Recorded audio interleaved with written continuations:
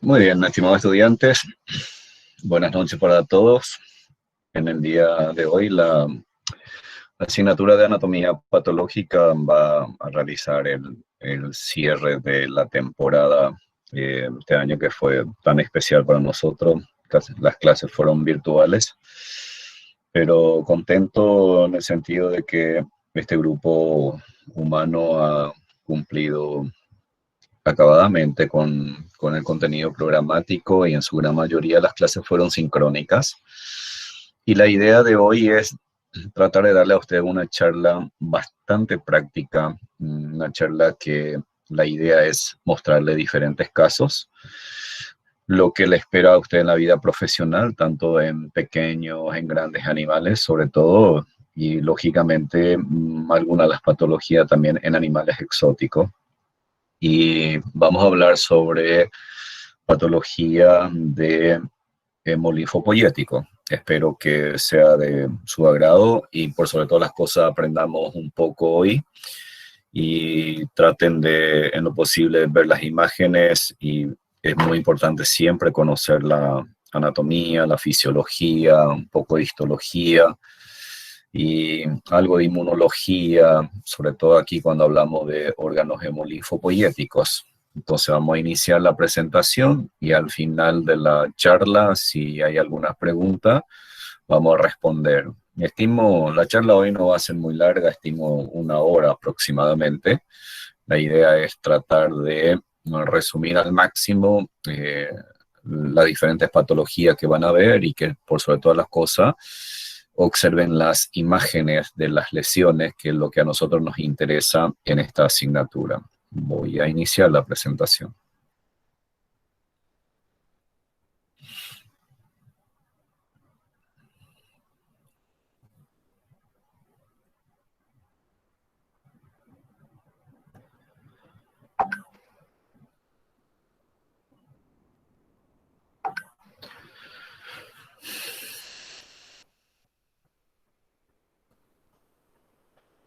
Muy bien, estimado estudiante, comenzamos nuestro seminario sobre patología del aparato hemolinfopoyético. Hablar de hemolinfopoyético, recordar que aquí incluye una serie de tejidos y órganos que forman parte de este sistema y lógicamente mencionemos a la médula ósea, a la bolsa de Fabricio en las aves, al vaso, a los ganglios linfáticos, a los nódulos, a los folículos linfoides, que lógicamente se encuentran dispersos en el sistema orgánico. Entonces vamos a tratar de centrarnos en nuestro comentario de hoy sobre algunas patologías que lógicamente pueda tener origen o pueda afectar alguno de estos órganos mencionados. De por sí, cuando hablamos del punto de vista funcional, estos órganos hemolinfopoyéticos, como su nombre nos indica a nosotros, está constituido por una serie de órganos cuya entre las funciones tenemos la producción de la sangre, sobre todo sabemos muy bien en la médula ósea posterior al nacimiento. Y lógicamente eso lo habíamos analizado en otra asignatura, todo el proceso de la hemocitopoiesis, cómo se forman las células sanguíneas, cómo se liberan la circulación, cuánto tiempo duran, por decir, los neutrófilos, los linfocitos, los monocitos que circulan, y lógicamente luego cómo colonizan algunas células, algunos órganos linfoides, sobre todo cuando hablamos de vaso, ganglio linfático, timo y algunos folículos linfoides que se encuentran dispersos en las paredes de varias estructuras tubulares orgánicas. Y además está decir que cuando hablamos de este sistema, indudablemente la función, además de la producción de células sanguíneas, indudablemente una función vital que tenemos que tener siempre presente es el mecanismo inmunológico. Constituye estos órganos de alguna u otra manera, cumple un rol sumamente importante como mecanismo de defensa, porque de hecho casi todos los órganos linfoides está colonizado por linfocitos que se pueden activar y convertirse en linfoblastos, plasmocitos, formación de anticuerpos, la famosa inmunoglobulina, etcétera, y las células dendríticas y células presentadoras de antígenos. Muy bien, la idea de hoy simplemente es comenzar un poco a analizar algunas patologías y llamarle la atención a ustedes. Sobre todo la primera que vamos a mencionar aquí es la leucosis bovina enzootica. La palabra leuco que me indica que el color blanco. Y recuerden cuando estudiamos la sangre, había un componente sanguíneo que lo llamamos leucocito, son los glóbulos blancos circulantes. Entonces yo podría muy bien pensar que probablemente está relacionado con esta célula sanguínea que vamos a ver ya enseguida. Lógicamente aquí la especie y enzootica, porque la leucosis bovina cuando aparece en un hato ganadero, por su mecanismo de transmisión, lógicamente comienza a tener una morbilidad o a transmitirse a otros animales y convirtiéndose en una patología enzootica, ya sea de ese hato, de esa región, de ese departamento. Indudablemente cuando hablamos de la leucosis bovina, señores, es sumamente importante en la producción bovina de leche. En la producción bovina de leche tiene una alta prevalencia y es una patología que se caracteriza por ser muy silenciosa. Muchas veces no presenta signologías clínicas muy evidentes, por lo tanto pasa totalmente desapercibido y esa patología comienza a transmitirse silenciosamente y va lógicamente aumentando la prevalencia en el hato, sobre todo hato lechero, pero también tiene su importancia en el hato ganadero. Y de hecho, señores, también en animales de cabaña, esta patología también tiene una importancia terrible porque indudablemente el agente causal puede llegar incluso a contaminar el material seminal y si se produce una contaminación del material seminal en esos animales de los cuales se van a obtener semen, entonces fíjese que sorpresivamente y quizá nosotros desconociendo como profesionales cuando utilizamos semen así contaminado, puede de hecho ir extendiendo la enfermedad dentro de un hato mediante la inseminación artificial. Y lógicamente aquí hay que tener mucha precaución porque esta patología, fíjese que puede pasar totalmente desapercibida, como hemos mencionado, y el agente causal es un virus que lógicamente la leucosis bovina, cuya sigla lo tienen aquí, tiene un genoma RNA y pertenece a la familia Retroviridae. Pero fíjese aquí lo interesante es que este virus se ha estudiado bastante y hoy por hoy se describe que tiene 8 genotipos diferentes y quienes son afectados principalmente los linfocitos B. Los linfocitos B son la célula blanco del virus de la leucosis bovina. Y con el tiempo, en la medida que transcurre el tiempo en ese animal, lógicamente comienza a afectarse su sistema inmune, por lo tanto, de acuerdo a varios estudios realizados, demuestra que eso lógicamente debilita el sistema inmune y los animales pueden comenzar a presentar otras patologías de forma secundaria. Y sobre todo cuando hablamos de ganado lechero, indudablemente la mastitis y la metritis constituyen unas patologías que aparece con mucha frecuencia y a veces nosotros lo consideramos como una patología primaria, pero muy bien puede ser secundaria debido a que ese animal es portador del virus de la leucosis bovina y cuando produce un sistema inmune deficitario, entonces ahí comienzan entonces a aparecer otras infecciones secundarias. Interesantísimo es conocer, por ejemplo, que Esta patología, lógicamente, si bien cursa de manera silenciosa, tiene un efecto sistémico, porque lógicamente nosotros sabemos muy bien que los linfocitos B son células que lógicamente se han formado en la médula ósea y han colonizado los órganos hemolinfopoyéticos y lógicamente en la medida que se dispersan puede llegar a dispersar en los virus o las partículas virales dentro del organismo. Ahora, lo interesante es que esto tenemos que ir conociendo nosotros como profesionales, que la leucosis bovina tiene una alta morbilidad y una baja mortalidad. Y un comentario práctico, porque a veces escuchamos estos términos y parece que nos complican. Fíjese que si ustedes como profesionales, por ejemplo, están en un hato ganadero y deciden ver, por ejemplo, cuál es la situación de la leucosis bovina en el hato que van a estar manejando, o sea, bovino de leche y bovino de carne, sorpresivamente puede ser que ustedes tengan una serología bastante elevada. Entonces, eso que nos indica que probablemente, lógicamente, hay titulación de anticuerpos y por lo tanto me está indicando que son animales infectados y o portadores de, y por lo tanto la prevalencia puede ser muy alta. Entonces, fíjese que eso asusta porque la leucosis bovina lastimosamente no tiene cura.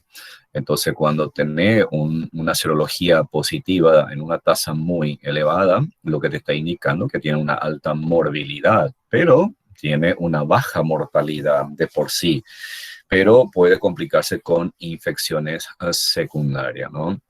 Ahora bien, interesantísimo también destacar sobre todo que estos animales pueden estar clínicamente sanos, sobre todo durante los primeros años de post-infección. Fíjese, hablamos de años de post-infección. Es decir, que el animal puede ser portador sano por mucho tiempo y puede ser contaminante. Y entre 30 a 70% de los animales infectados puede desarrollar, por ejemplo, lo que se llama linfocitosis persistente. ¿Qué me indica este término linfocitosis?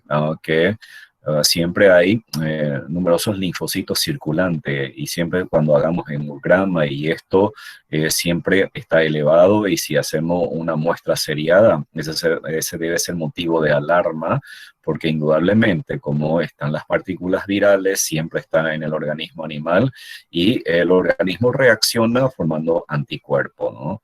Y fíjese, interesante, entre el 0,1 al 10% de los bovinos mayores a 3 años sufre algún tipo de linfosarcoma. Solamente, fíjese, menos una tasa hasta 10%, de acuerdo a la OIE. Entonces, estos bovinos pueden desarrollar algún tipo de linfosarcoma. Ok, muy bien. Estas informaciones ya hemos destacado lo siguiente, que en la medida que avanza el proceso y se debilite el sistema inmune, entonces predispone a que el animal desarrolle otra patología de forma secundaria, como la mastitis, metritis, diarrea y la neumonía. ¿Sí? Entonces, es un detalle sumamente importante y tiene inclusive mayor trascendencia en ganado bovino de leche. Muy bien, en cuanto a signos, síntomas, dijimos que son muy poco frecuentes. Lo más resaltante por lo general es el aumento de los ganglios linfáticos. Ese detalle es muy importante y, estimados estudiantes, tenemos que nosotros saber cuáles son los ganglios linfáticos palpables, los ganglios linfáticos palpables, ¿sí?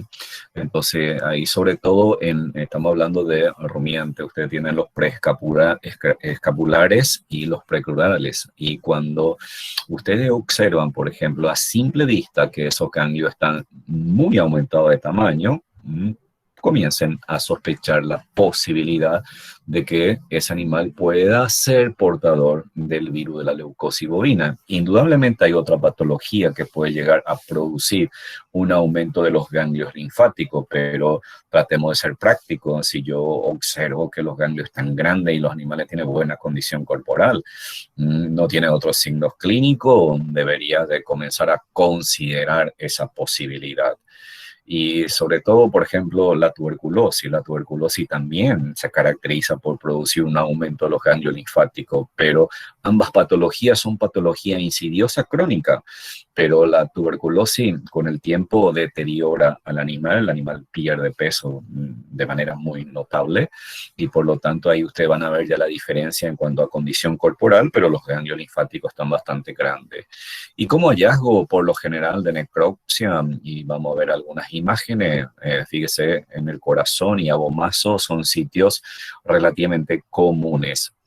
Y en cuanto a la vía de transmisión, esto es importante. Ustedes, lógicamente, en otra asignatura lo van a analizar mejor. La idea es aquí darle alguna información bien básica, pero interesante, ¿no? Fíjese cómo una madre portadora de este virus puede transmitir al hijo. ¿Cómo lo puede transmitir? Señores, por vía transplacentaria, es decir, una vaca en gestación. Entonces, por vía transplacentaria, el feto ya puede adquirir la infección. La otra fuente es por ingestión de leche. La otra fuente es por ingestión de leche. Entonces, la probabilidad de que una vaca que está infectada con este virus y que su descendiente adquiera la infección es alta. Y háganse un poco de la idea, si esto es un ternero macho y justo este ternero macho usted lo elige para la reproducción. Vaya, ¿qué va a pasar con este ternero macho? Si llega a desarrollarse en condiciones normales, llega a la pubertad, pues entra en la etapa de reproducción, tiene la característica fenotípica deseada y genotípica y usted lo selecciona, señores, también ahí la contaminación del material seminal, lógicamente juega un rol importante. O si fuese una vaquilla, fíjese esa vaquilla cuando llega a la etapa de la selección, sorpresa, usted lo elige, lo selecciona, pero ella está infectada. Entonces la posibilidad que produzca aborto o lógicamente que su descendiente otra vez esté infectado, entonces ahí va convirtiéndose en algo zoótico y la morbilidad comienza a ser elevada.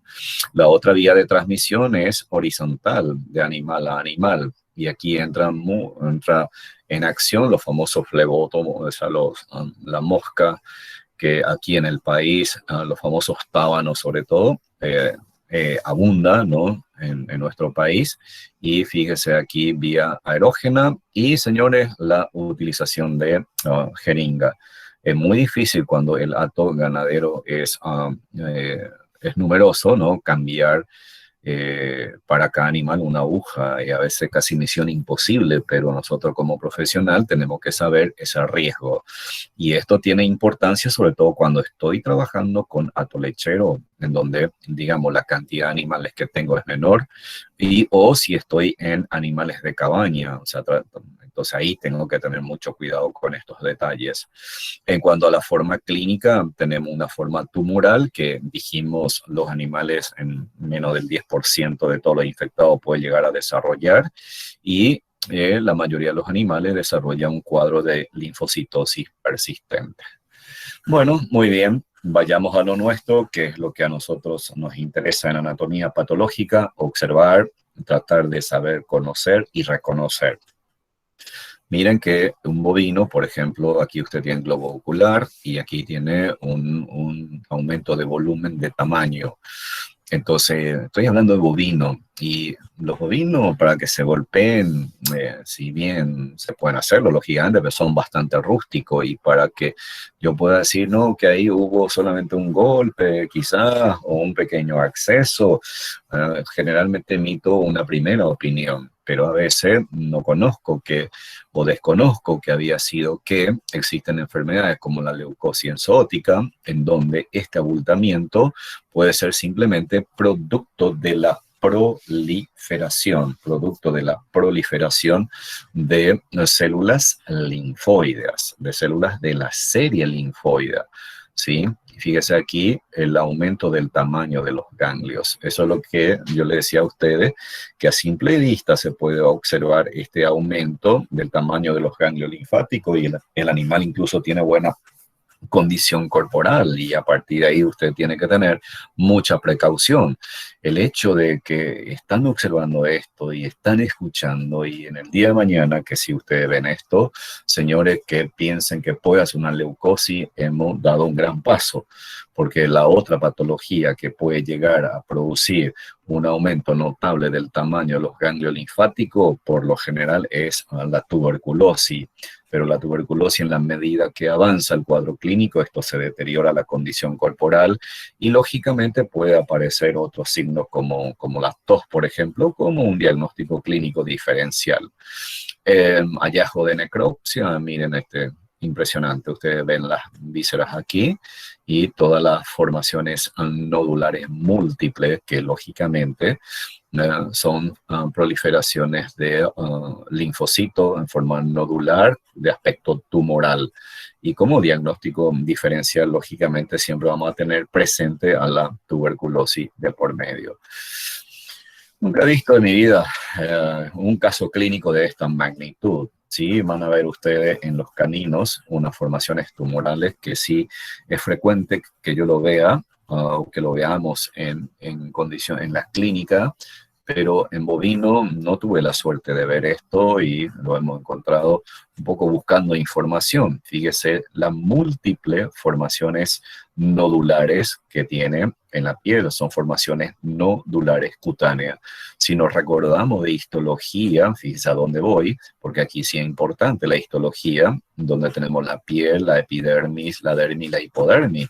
Y en la dermis sabemos que, sobre todo por debajo de la membrana basal, puede haber alguna célula linfoide, pero sumamente aislada.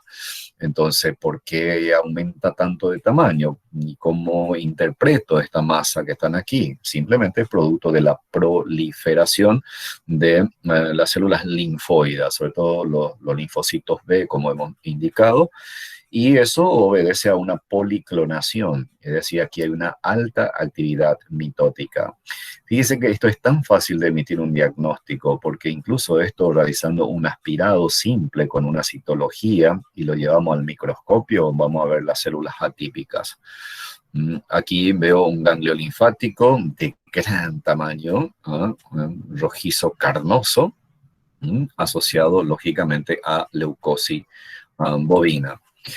Muy bien, este caso nuestra fue un caso, wow, para mí espectacular, porque fuimos llamados por un productor en donde uno de los reproductores de gran tamaño tenía claudicación en los miembros posteriores. Y bueno, escuchamos un poco la anamnesis, el historial clínico, y los personales aseguraban que hace 3 días hubo fíjese, los personales aseguraban que hace 2 o 3 días atrás hubo una pelea entre los reproductores y que en teoría, según ellos, a partir de ahí ese animal comenzó a tener claudicación. Bueno, son informaciones que escuchamos. Al hacer caminar forzadamente a este reproductor, hemos observado notablemente que tiene una debilidad en los miembros posteriores, como que se arquea prácticamente los miembros posteriores y la columna. Nos llamaba la atención que la cola prácticamente no movía y el prepucio era colgante, prepucio colgante. Entonces ahí comenzamos a pensar. Pero el animal estaba súper consciente, o sea, no había alteraciones de comportamiento, y eso preguntamos al personal y decían, no hay alteraciones de comportamiento. Entonces ahí pensábamos, bueno, la probabilidad que sea rabia, que está en una fase paralítica, que todavía no llega a comprometer el sistema nervioso central, es una probabilidad. Pero lo que nos llamaba la atención es que el animal estaba súper atento, no se irritaba para nada. Y bueno, entonces luego el animal que había fallecido, practicamos la necropsia. Ahora, increíble fue cuando se le practicó la necropsia, señores, no se encontró absolutamente nada, nada en cavidad abdominal, nada, y en cavidad torácica. Y cuando comenzábamos a abrir el corazón, llamativamente, esto que ustedes ven aquí, señores, esto es corazón. ¿Ok? Esto es corazón. Y bueno, ¿y esto qué es? Porque el corazón tiene un color blanquecino. Porque, señores, esto que le estoy señalando aquí son formaciones nodulares, fíjese como ustedes pueden observar aquí, que representan infiltraciones de células linfoides de aspecto tumoral. Esto es un aspecto, esto es un linfosarcoma infiltrativa a nivel, lógicamente, del corazón. Y fíjese lo que observamos. Este corte histológico es de este caso, señores. Es de nuestra colección, donde ustedes pueden observar, fíjese la importancia que tiene la histología cuando estudiamos en el primer curso, que las fibras musculares cortas, que se interconectan entre sí con una especie de horquilla, son cortitas. Por aquí esto podría ser relativamente normal. Esto ya no es normal, esta célula que están infiltrando aquí. Y miren esto. La gran cantidad de células redondeadas, basofílica, que lógicamente en el espacio intersticial y en el espacio interfibrilar. Esto, señores, produce indudablemente un problema cardíaco, ¿no? Pero el animal seguía vivo sin ningún problema. Ahora, ¿por qué tiene la pregunta del millón es, y bueno, y los trastornos de la coordinación, ¿a qué se le atribuyen? ¿Por qué la parálisis de la cola? ¿Por qué la apariencia de los miembros posteriores? ¿Por qué el prepucio colgante, incluso el pene, se exteriorizaba? Entonces, porque ahí hay un daño nervioso. Entonces, probablemente, lógicamente, se encontraba foco metastásico a nivel de la médula espinal. Muy bien, este fue un caso fantástico para nosotros que tuvimos la oportunidad de vivenciarlo y estar comentándole a ustedes nuestras experiencias, ¿no? Otro caso que tuvimos ahí con los colegas del Departamento de Anatomía Patológica, un animal, esto es típico y esto es muy importante que ustedes siempre escuchen y dimensionen, es un animal que de tanto en tanto tiene timpanismo. Timpanismo, de tanto en tanto tiene timpanismo. Y este animal tiene un apetito un poco caprichoso y va perdiendo peso. No come lo que tiene que comer, no toma la cantidad de agua de acuerdo a los reportes y en cierta manera tenían razón. Falleció este animal y comenzamos a hacer la apertura y ustedes pueden apreciar aquí, esto es el contenido ruminal. El contenido ruminal debería de ser de esta manera, una consistencia pastosa, acuosa y no una consistencia prácticamente seca. Esto me está indicando que es cierto que el animal no está tomando suficiente agua. Ahora, ¿por qué tenía ese timpanismo intermitente? ¿Ah? Y cuando comenzamos a limpiar, lógicamente, el rumen, encontramos esta tremenda masa. Aquí hay una gran masa polilobulada y esta gran masa polilobulada, fíjese, aquí está ahí un orificio. Estos señores es la zona pilórica prácticamente ya. Aquí, entonces esto es abomaso, ahí se ve el abomaso. Entonces esto es píloro y aquí se continúa con el duodeno. Y fíjese ahí cómo y esta gran masa a que atribuimos, entonces cuando se limpia todo, ustedes tienen esto. Fíjese la coloración que tiene, una coloración blanquecina, grisácea. Y estos señores está taponando, está ejerciendo una presión sobre el píloro y te produce una estenosis. Al haber una estenosis, lógicamente de tanto en tanto coincide con el reporte del timpanismo que tenía este animal.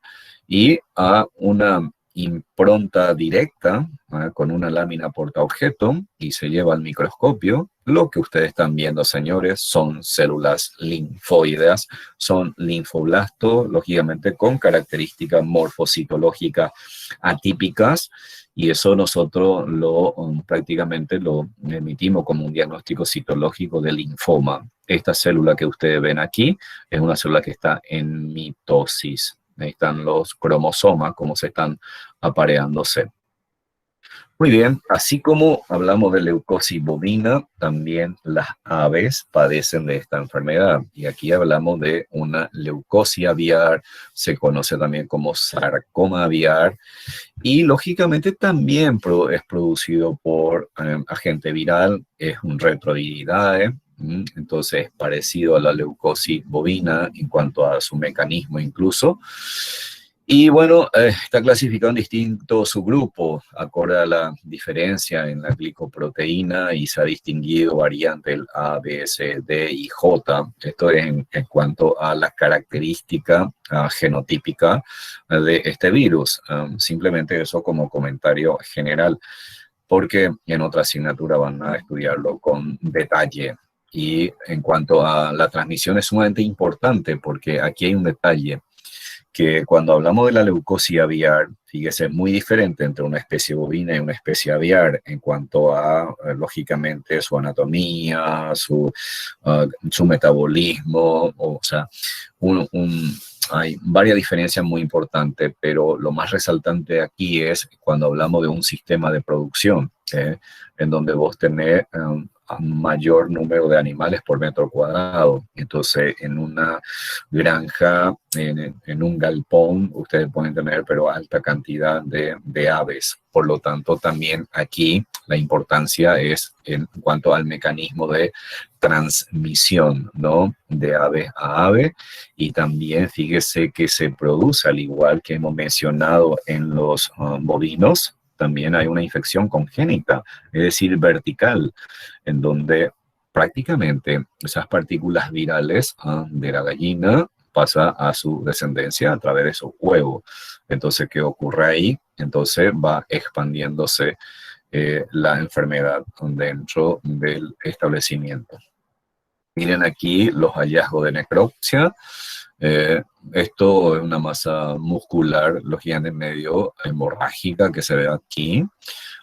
Ustedes ven acá, esto es corazón, y miren lo que es el corazón. Esta nodulación es blanquecina, grisácea, que se ve aquí.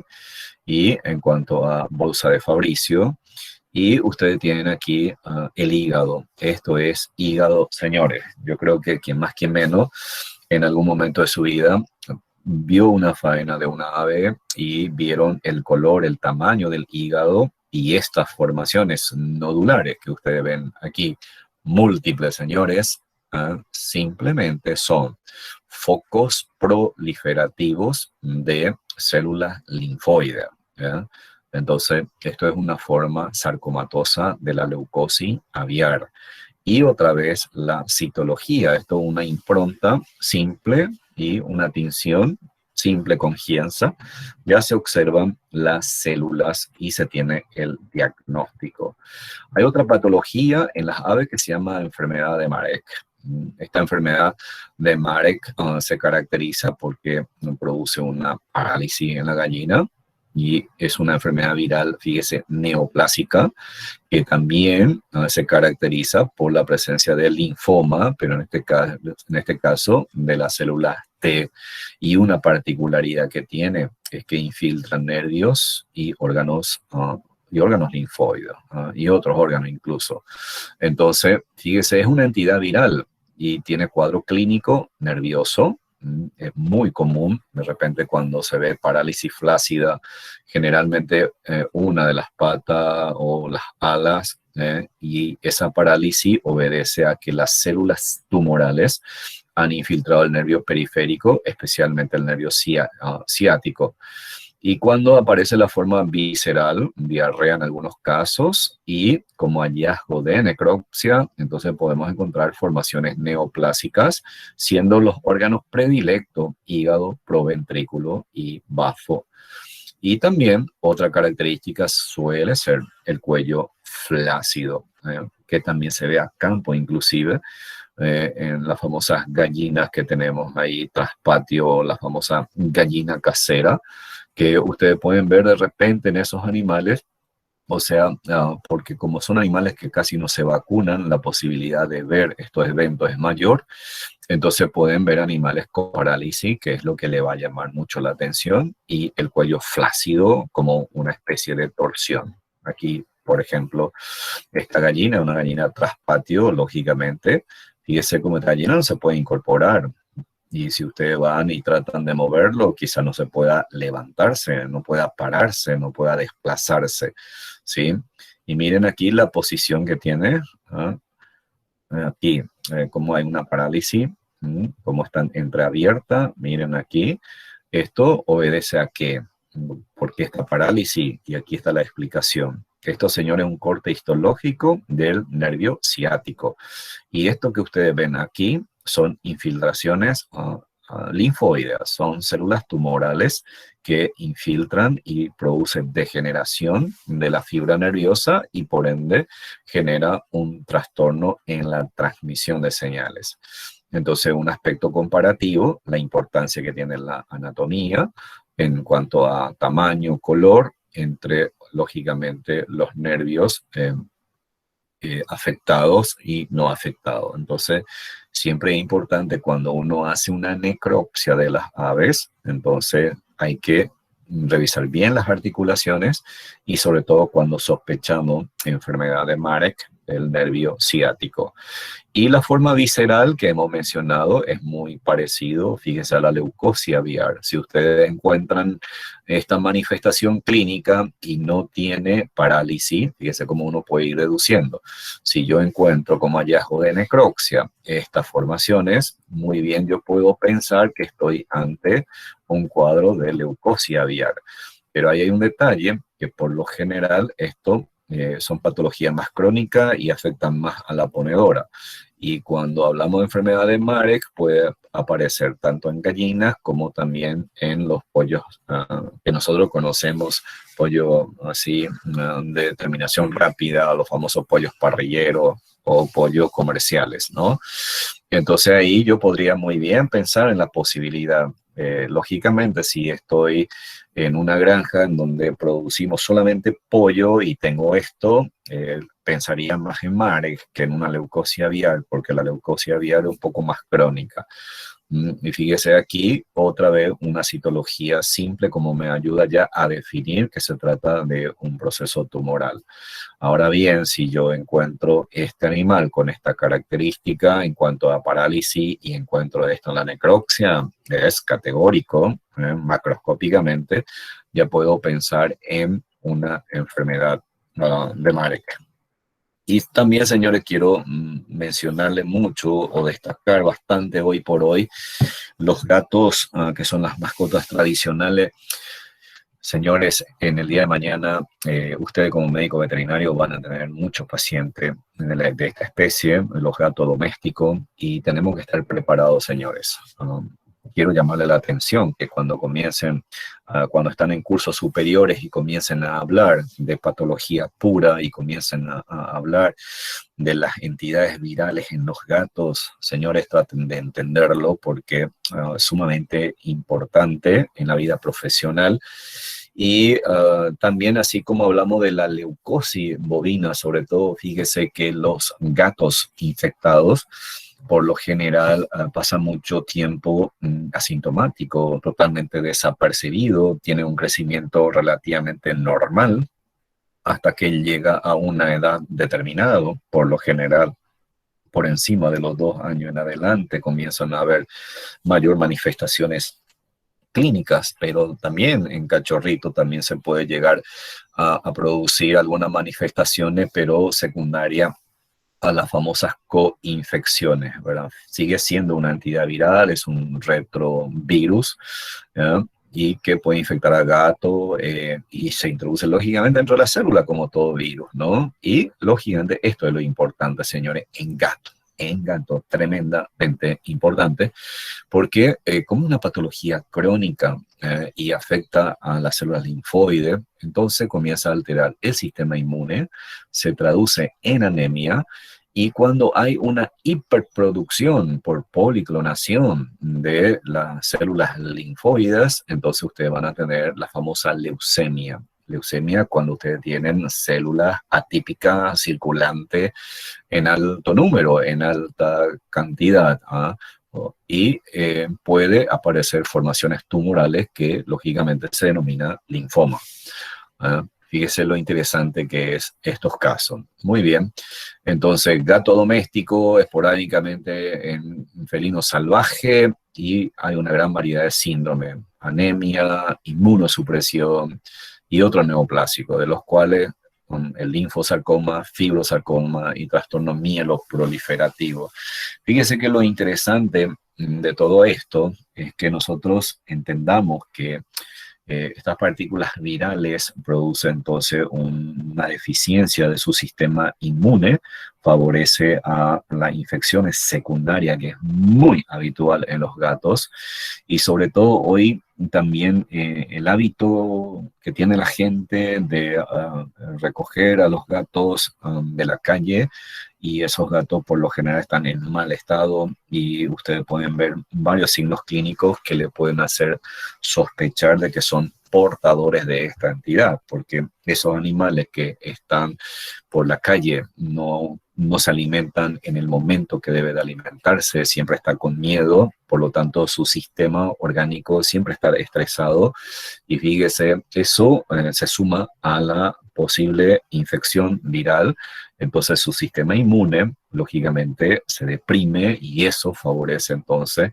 que aparezcan otras infecciones secundarias. Y bueno, otras enfermedades que pueda aparecer asociada a la leucemia felina. Aquí simplemente para mencionarle a ustedes que hoy por hoy se cuenta en el mercado con test serológico rápido y con la vacuna que se utiliza como medida preventiva. Muy bien, esto es nuestra colección. Ustedes tienen aquí un felino de una condición corporal bastante buena. Fíjese los pelos, cómo está. Este animal se nota que está muy bien cuidado.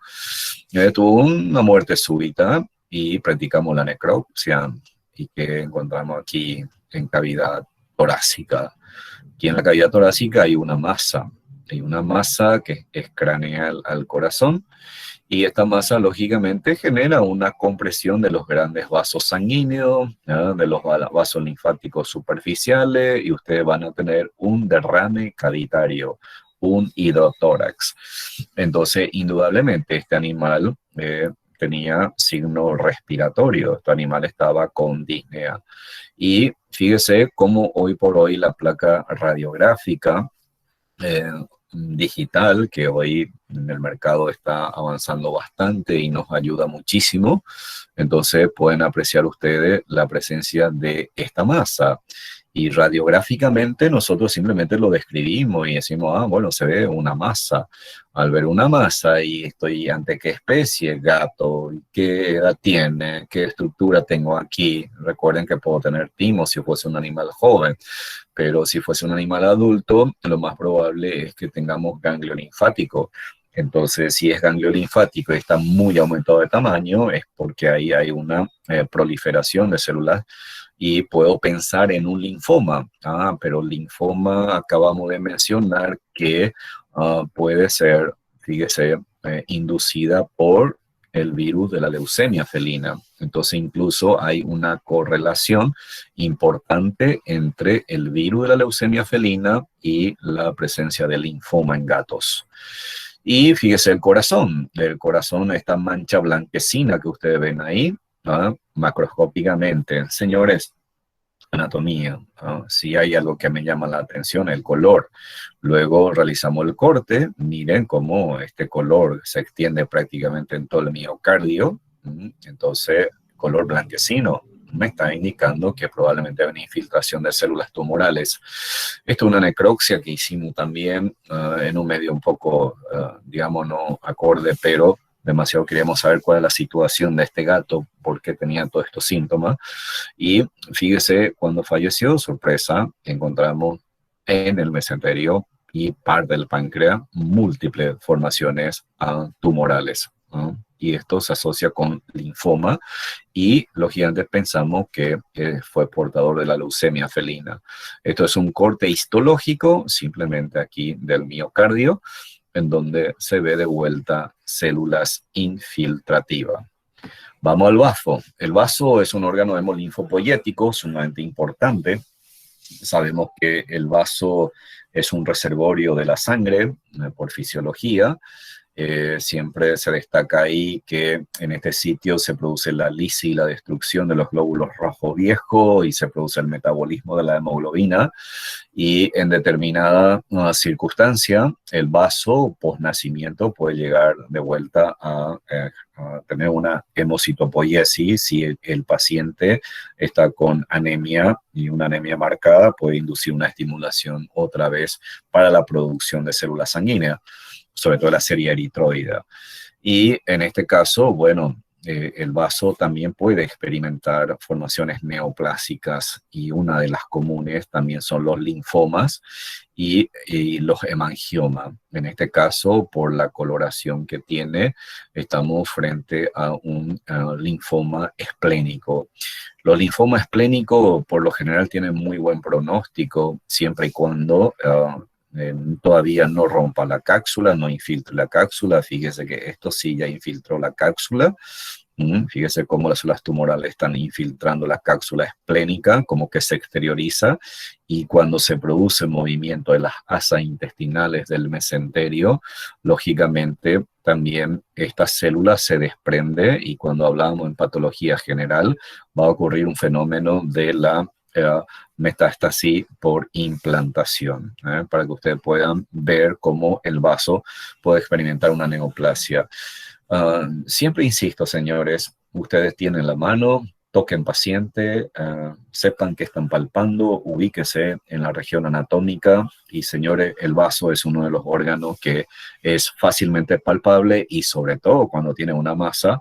Entonces ustedes no necesitan precisamente de una ecografía ni de una radiografía para decir que hay una masa en el vaso, porque lo puedo palpar. También aquí tengo un hemangiosarcoma, que es otra neoplasia bastante común, ¿no?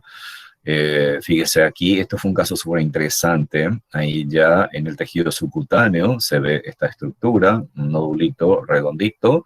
Fíjese el páncreas, que tiene esta formación nodular, y en el pulmón. Son formaciones nodulares múltiples, sangrantes. Esto sangra con facilidad y estamos frente a un caso de hemangiosarcoma.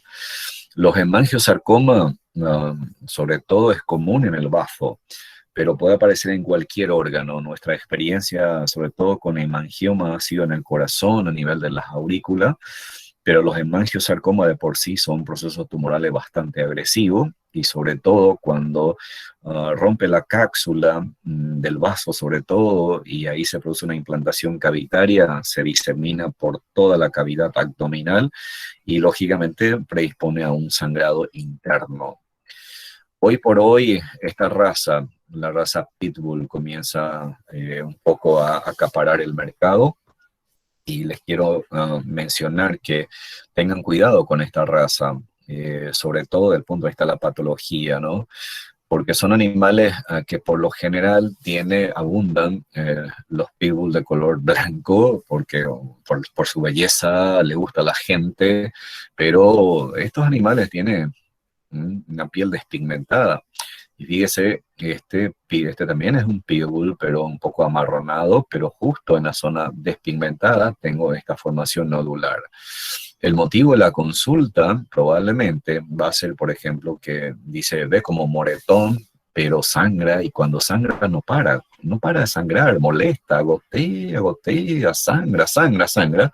Luego como que se seca y ante cualquier roce vuelve a sangrar. Entonces es friable. Entonces, señores, ustedes están ante un cuadro de linfoma cutáneo. Hemangioma cutáneo. Hemangioma cutáneo. Es sangrante, tiene esta característica. Algo que a mí me llamó poderosamente la atención es que ya estoy encontrando 3 pacientes que comienzan con un hemangioma y luego comienza a desarrollar carcinoma de célula escamosa. Probablemente porque las células tumorales o mismo por las radiaciones solares comienzan lógicamente, a haber actividad mutagénica a nivel de los genes y que termine con un carcinoma.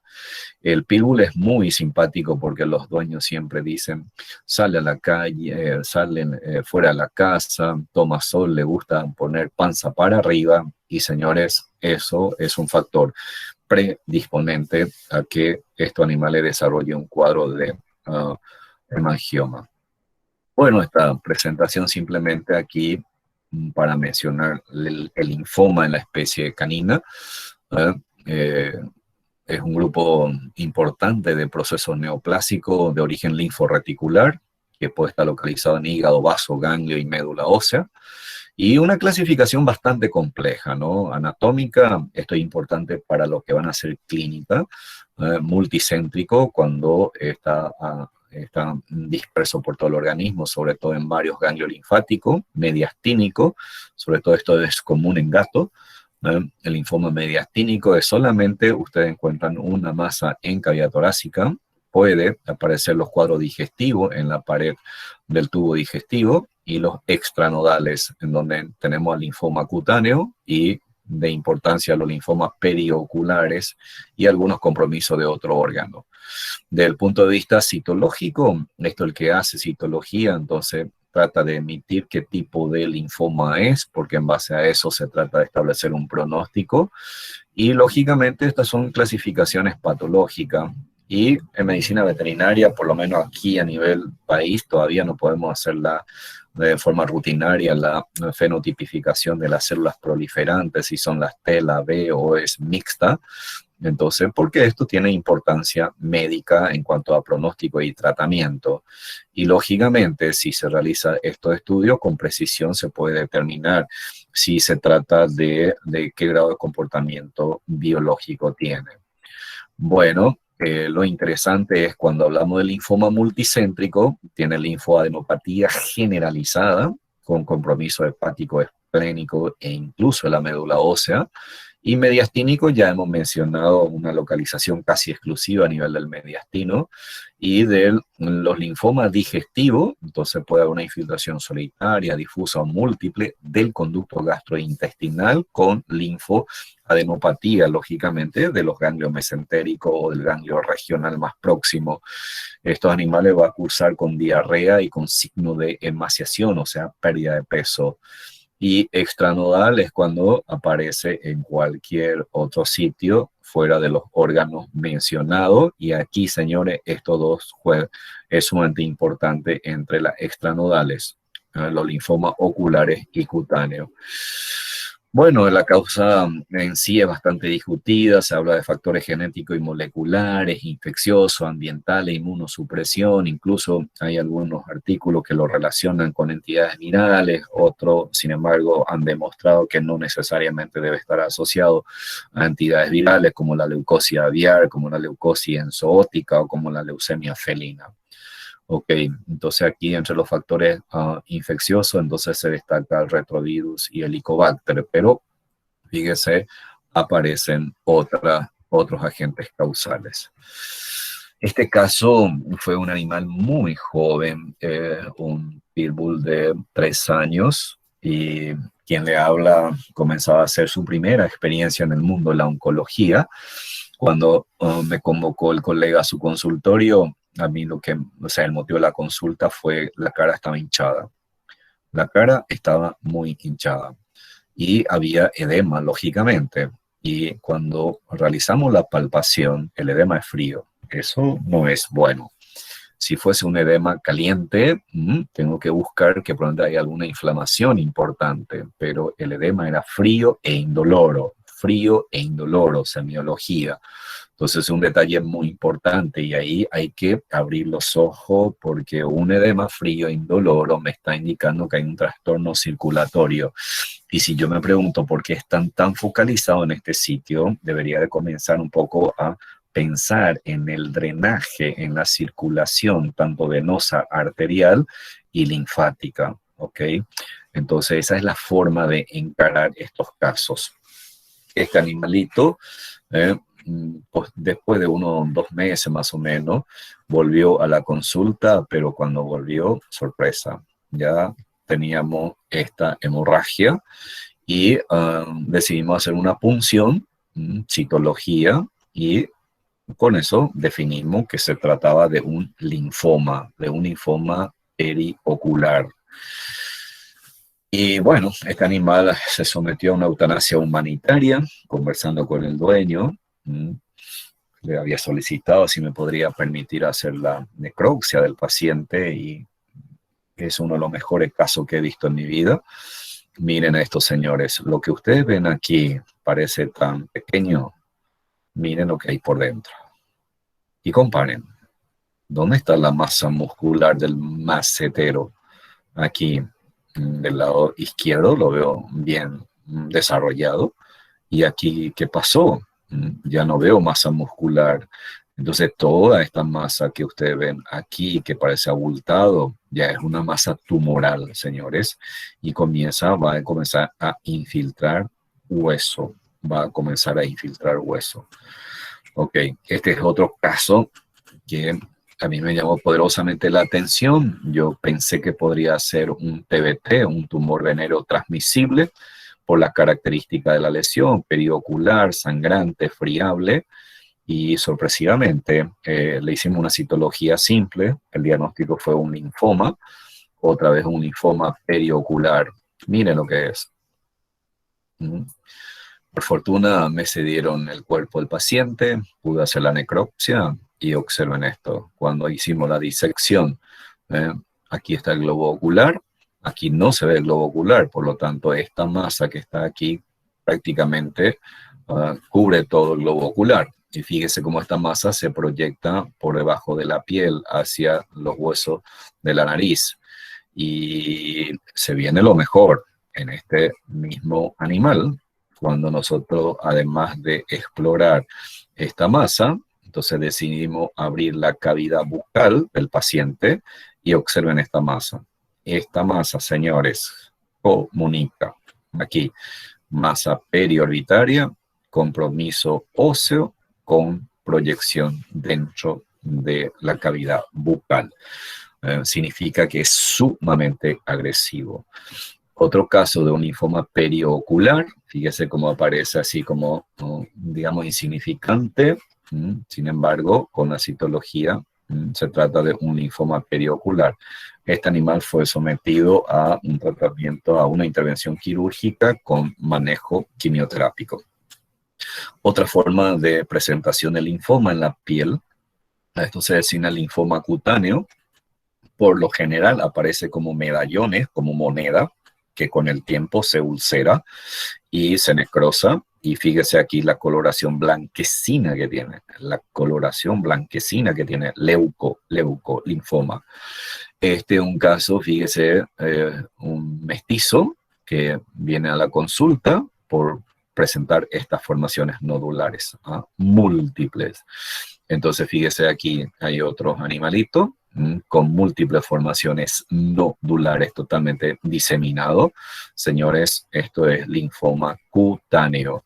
Esto es un Sharpei. Un Sharpei, fíjese aquí la gran cantidad de medallones y esto ha sido bastante eritematoso. ¿Por qué razón? Porque está en un sitio en donde el animal se desplaza, camina, roza. Entonces, lógicamente, ahí la posibilidad de que se produzcan lesiones cutáneas es mucho mayor. Ahora, los linfomas cutáneos también, señores, son bastante agresivos. Otro caso de linfoma periocular, para que ustedes vayan viendo los casos. Fíjese, un abultamiento periocular siempre debe ser motivo de análisis, de exploración adecuada, porque aquí aparece esta acumulación de células linfoideas, lógicamente con característica tumoral. Entonces aquí, lógicamente, practicamos la necropsia, estamos disecando la masa. Fíjese cómo la masa tumoral se ubica entre la cápsula del globo ocular y la superficie interna de la cavidad orbitaria. Se ha realizado histopatología. Entonces son casos nuestros, señores, cuando ustedes pueden ver las fibras musculares esqueléticas paralelas entre sí, y miren aquí dónde está el resto de la fibra, está necrosado, y fíjese aquí cómo hay ruptura de las fibras y hay gran cantidad de infiltrados de células tumorales, células redondeadas, células linfoides. En este mismo paciente, entonces hicimos un corte de riñón, y para que ustedes puedan ver, estos son glomérulos renales y todo lo que ustedes ven aquí son similares a esta célula. Por lo tanto, ¿qué pasó? Esta simple masa que se ve aquí ya internamente está ampliamente diseminada. Otro caso, lo más común que puedan ver ustedes en la vida profesional son los linfomas ganglionar multicéntricos. Son bastante frecuentes ver los linfomas ganglionar multicéntricos y su diagnóstico es relativamente sencilla. El que tiene experiencia y cuando ya encuentra varios ganglios, entonces los ganglios palpables, hasta inclusive el ganglio parotidio, como ustedes pueden ver aquí, ya está aumentado de tamaño y esto en condiciones normales no se palpa. Aquí están los ganglios submandibulares, los ganglios preescapulares y con fines académicos comenzamos a disecar la zona cervical para que ustedes puedan ver el tamaño de los ganglios y cómo los ganglios, por ejemplo, hablando un poco de clínica, puede llegar a comprimir aquí las raíces de la vena. Aquí está la vena yugular. Si te comprime esto, entonces, ¿qué va a pasar? Vas a tener una congestión pasiva. Al haber una congestión pasiva, vas a tener un aumento de la presión hidrostática y va a comenzar a tener fuga del plasma sanguíneo y se va a traducir en un edema facial. Entonces, como los linfomas, si te llega a comprimir los vasos sanguíneos, entonces vas a tener un edema pasivo. El otro detalle es que, sobre todo cuando ustedes comienzan a tener, por ejemplo, una fuga del plasma sanguíneo en el espacio intersticial, recuerden que ahí ustedes tienen los vasos linfáticos y los vasos linfáticos, su función es drenar la linfa justamente hacia el ganglio, ¿no? Y entonces ahí se complica el panorama. Ok, esto es en la necropsia de este animal con metástasis. Ahí ustedes tienen otra imagen de este mismo animal. Entonces tenemos aquí nódulo linfático y aquí tengo edema escrotal y edema en el miembro. ¿Por qué tengo edema? Y esto edema es frío, porque aquí, señores, los ganglios inguinales también están aumentados de tamaño. Entonces eso se traduce en un trastorno de drenaje linfático. Muy bien. Y aquí, ¿qué veo? Una media red, una costilla. Esto fue algo sumamente increíble. Fíjese aquí la gran cantidad de estas formaciones sanguinolentas que se ve aquí. Lo que más me ha impresionado de este caso es que me enviaron de un frigorífico para que pueda emitir mi opinión sobre qué se trataba. Y esto es de oveja, media red de oveja. Y estas formaciones que ustedes ven aquí, fíjese cómo la costilla está destruida, fíjese aquí, fíjese, esto es la zona medular. Señores, esto corresponde a mieloma. Son formaciones tumorales múltiples. Y en la citología, esto que ustedes ven aquí son células redondeadas con núcleo prominente excéntrico de citoplasma basófilo. Es común ver células binucleadas, células gigantes multinucleadas en los mielomas. Bueno, finalmente, señores, quiero un poco con este collage de imagen. Lastimosamente no pude acceder a los colegas de la sede central, pero agradecerle a cada uno de ustedes por haber formado parte de todo este proceso y como siempre a mi gran maestro, al doctor González Dengue, quien fuera mi gran formador en la vida profesional, como docente, como persona y como aficionado a la patología, a las aguerridas colegas misioneras que están aquí. Y bueno, aquí a la doctora Mirta y a mi gran amigo, el doctor Acosta. El doctor Acosta fue la persona que posibilitó el hecho que yo me traslade a Misiones para compartir un poco mi experiencia. Y gracias a él, bueno, sigo estando en Misiones como docente y bueno, traer un poco a colación todo lo que hemos avanzado en el mundo de la patología con exposiciones, con Morfobé, con ExpoPavet, y por lo tanto agradecerle a todos ustedes y sobre todo a los estudiantes, darle un mensaje que, señores, conocimiento no ocupa espacio. Hay que comenzar un poco a pensar de otra manera, a moverse de otra manera. Ustedes ya son estudiantes que el próximo año ya van a ser prácticamente como un profesional y ojalá, señores, que esta charla les despierte curiosidad pasión por el querer hacer la cosa, el saber hacer y tratar de hacer bien las cosas. No, siempre digo, no tengan temor en equivocarse. Siempre nos equivocamos, siempre cometemos errores. Sigo cometiendo errores, o sea, eso es normal, es humano. Lo importante es tratar de cometer los mínimos errores. Para mí ha sido un verdadero honor, con todas las dificultades que hemos tenido este año, compartir con ustedes en toda nuestra experiencia en pos del conocimiento y en la formación de ustedes. Así es que gracias a todos, y con esto yo clausuro oficialmente nuestra asignatura de anatomía patológica, y ojalá que en el día de mañana les sirva a ustedes en otras asignaturas. Desde ya, muchísimas gracias a todos. Doctor,